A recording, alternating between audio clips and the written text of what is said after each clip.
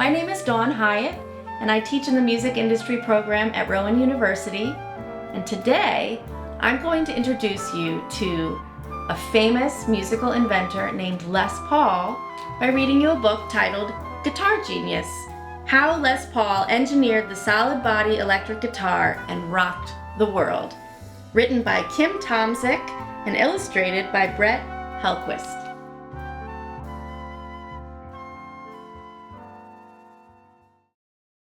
In a 3-story schoolhouse near Fox River in Waukesha, Wisconsin, children scrambled into the music room.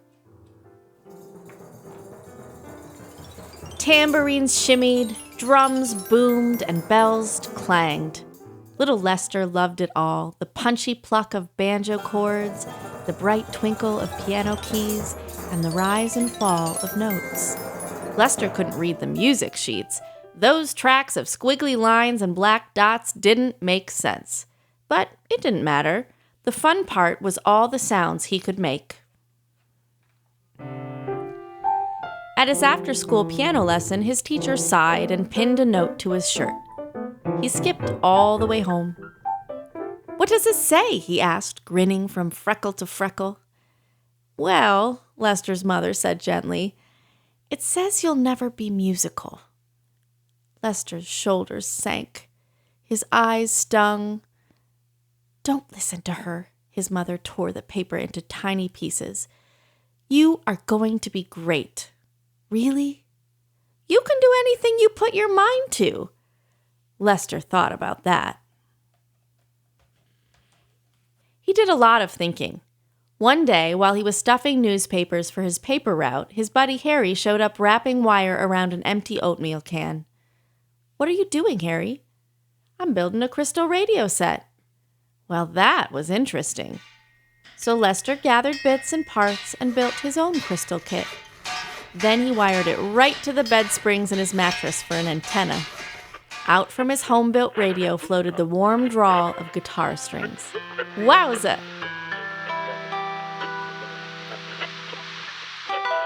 Lester saved his paper route earnings until he had enough to order his very own guitar. As Lester opened the box, his finger hit one of the guitar strings. "You already sound great, Lester," his mother said. He didn't. Lester fumbled through the chords, his fingers floundered over the fretboard. He even blundered through the B notes. His hands weren't big enough to reach all 6 strings, so he removed one. And then he practiced and practiced until he could play the guitar, the banjo, and even the harmonica. He sounded so slick that the manager of WTMJ invited him to play on the radio.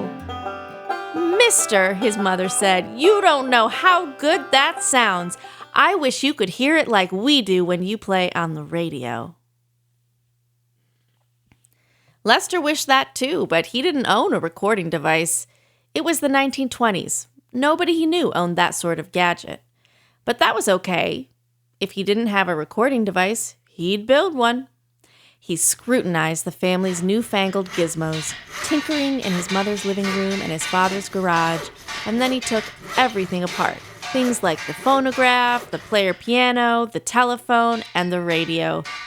"Ma," his big brother hollered, "the kid's at it again."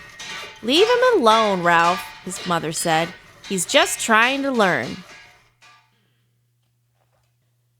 With a Cadillac flywheel, a dentist belt, a nail, and other pieces and parts, he built a recording lathe so he could record his music. He made recordings of his guitar strumming and harmonica humming, and then he played them back to figure out how to make it sound better.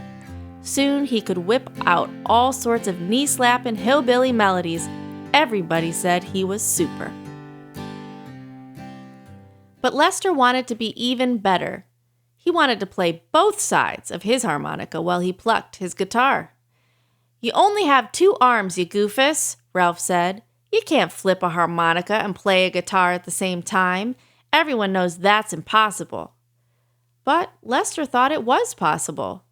So, when Ralph left for work at the neighborhood dry cleaning store, Lester picked up a coat hanger left lying around the house. He fitted the hanger over his shoulders and shaped the other ends to fit the harmonica so he could flip the instrument with his chin and play twice as many sounds. Hot dog! It worked! He could hum and strum at the same time. At 13 years old, Lester called himself Red Hot Red. He landed local gigs by playing his guitar harmonica act and telling funny stories.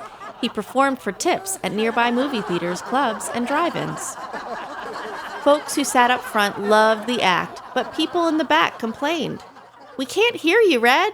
Nobody in the back can hear you play." Lester wanted his music heard up front, in back, and in the way, way back. His tips depended on it. He thought and thought until a solution struck him. He could make it louder. All he had to do was borrow a few things from home: a cinder block, a broomstick, a telephone, and a radio. He stuffed the broom handle into the cinder block and mounted the telephone's mouthpiece to the top of the broom handle. There, a microphone stand. Then he wired it to the radio to create the speaker for his sound. Lester sang and played his harmonica into the homemade mic. Sure enough, the tune boomed from the speaker. Hooray! Folks in the front could hear, folks in the back could hear. But a heckler in the way, way back sent a note to Lester. It read, "Red, your voice is fine, your harmonica's fine, your jokes are funny, but the guitar is not loud enough." Lester rummaged through the garage until a brilliant idea zipped to mind: to take the tone arm off his father's phonograph player and jam the arm with the needle into the top of the guitar. He taped everything in place and wired it to his dad's radio. "Geez," Ralph said, staring at the ruined phonograph. "What did you do that for?" "If it plays a phonograph record, it must play a guitar, right? They both vibrate." He snatched up the contraption and headed back to Beekman's barbecue to test it in front of a crowd. It worked! Harmonica sounds floated from one radio speaker, bazooey buzzle ba. Guitar strumming amplified from the other radio speaker, strum twang. Everyone could hear. It was a smashing success. Almost. The problem was, it wasn't just the strings vibrating. The hollow space in the middle of the guitar vibrated too, making the speaker echo and screech. Lester knew he could play cleaner tones if he could just stop the guitar from vibrating. How, though? It bamboozled him. He tried stuffing the hollow center with rags, socks, and a tablecloth. Nope. Next, he filled it with plaster of Paris. That was a bust. And a ruined guitar. Lester had one more idea. He borrowed a wagon and convinced 4 friends to trek down a steep riverbank to the railroad tracks to help him. There he found a 2.5-foot piece of discarded steel rail. Back at home, he attached a guitar string to the rail and placed a telephone microphone under the string to pick up the sound vibrations. "Now what are you doing?" Ralph asked. "There's only one way to do this," Lester said. "Steel is dense and free of the vibrations I don't want." He gave his steel guitar a strum. "Wah, wah, wah, bow, chicka, bow, wow!" "Yowzer," Ralph said. But his mom, who usually thought Lester was the cat's meow, shook her head and frowned. "That'll be the day when you see a cowboy sitting on a horse playing a railroad track." All the cowboys in the movies and traveling shows played guitars. Shucks, guitars and cowboys went together, like peanut butter and jelly. If a cowboy wouldn't like this idea, then nobody would. Rats. But Lester pushed on. He tweaked and tinkered until he found a way to amplify his acoustic guitar without echo and feedback. Twang! It sounded okay, good even, but it wasn't the rich sound he'd heard the steel rail play. He continued practicing, and when he turned 17, his mom let him take his act on the road.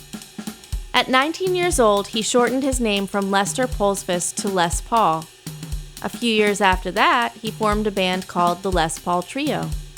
He played hillbilly music in the daytime as Rhubarb Red, and later learned blues and jazz at night as the Wizard of Waukesha. He swapped licks on his guitar in Chicago and then in New York beside some of the greatest musicians of the time, such as Louis Armstrong, Charlie Christian, Art Tatum, Bing Crosby, Nat King Cole, and Coleman Hawkins. The new style of music got Les's mind ticking again.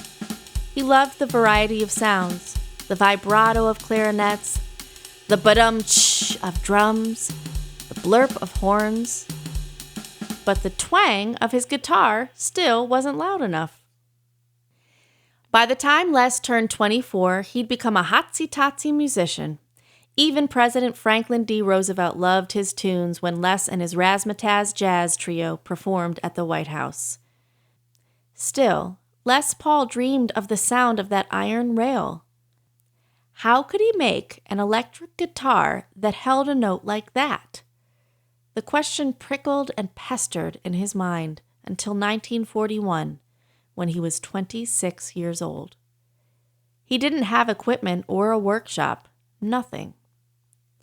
But he was red, hot red, rhubarb red, the Wizard of Waukesha. He could do anything he set his mind to. The night watchman at the Epiphone Guitar Factory let him in on Sundays. There he took a 4x4 piece of solid pine, hooked on an Epiphone neck, his own homemade pickups, and guitar strings. His solid body electric guitar looked like a log with strings on it, so he called it the log.